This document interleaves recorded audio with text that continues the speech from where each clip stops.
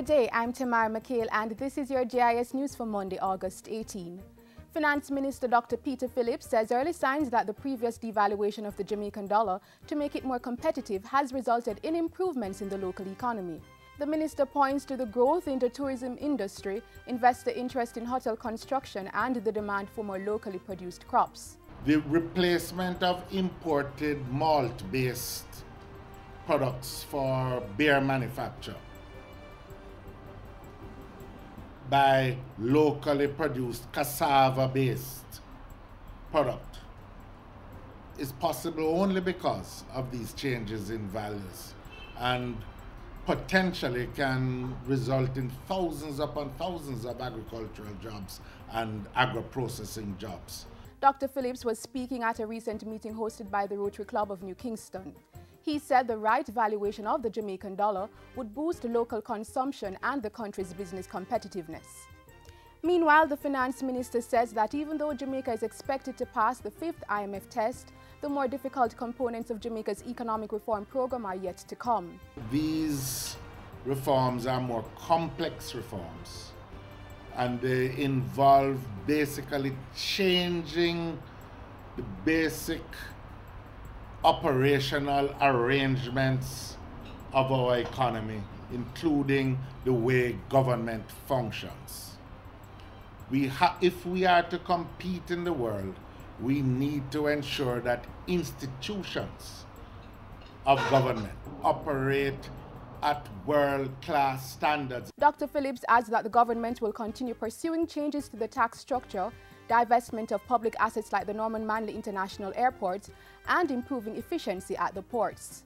In the meantime, the finance minister is expecting Jamaica's current account deficit, that's the gap between imports and exports, to further decrease by the end of the financial year. The expectation for the current fiscal year is that the balance of payments current account deficit will be in the order of 6.3, 6.5% of GDP.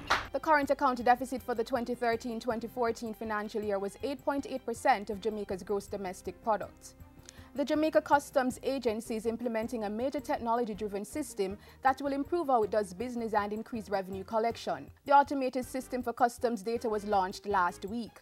The $4 million system will streamline and reduce processes involved in cross-border import, export, and transshipment of goods. It will also speed up operations at the ports by fully automating export and import transactions. We need the additional revenues which can flow. The benefits are not restricted to that. The simplification of the process, the reduction of the processing time that flows from it is an important part. Implementation begins with a pilot phase in February 2015, with full rollout expected between 2015 and 2016. Funding is provided by the Inter-American Development Bank and the Government Fiscal Administration Modernization Program. The Ministry of Health is recommending that householders, school administrators, business proprietors, and members of places of worship spend at least 10 minutes per week searching for and destroying mosquito breeding sites. Director of Emergency Disaster Management and Special Services Dr. Marion Bullock-Ducasse points out that this is one of the key ways to reduce the spread of chikungunya. Her urging comes as the ministry confirms another 2 locally transmitted cases of the disease, including a previously suspected case on the campus of the University of the West Indies. The affected parishes remain St. Thomas, St. Catherine, St. Anne, Kingston, and St. Andrew. Dr. Ducasse says individuals should ensure that they protect themselves from mosquito bites by using insect repellent containing DEET, covering their body as much as possible by wearing long-sleeved clothing, and putting mesh on doors and windows. For more information, persons may contact the Health Ministry's Emergency Operations Center at 1-888-663-5683 or 1-888-1-LOVE.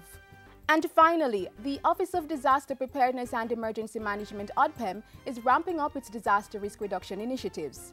ODPEM is partnering with the Caribbean Disaster Emergency Management Agency to mainstream a climate-smart comprehensive disaster management program for the island.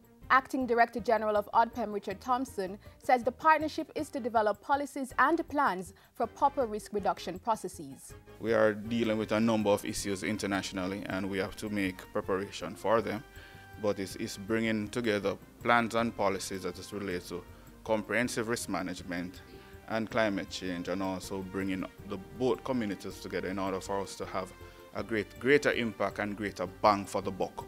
Mr. Thompson was speaking on day one of a two-day workshop with stakeholders last week. And that's it for JIS News today. I'm Tamara McHale. Thanks for watching.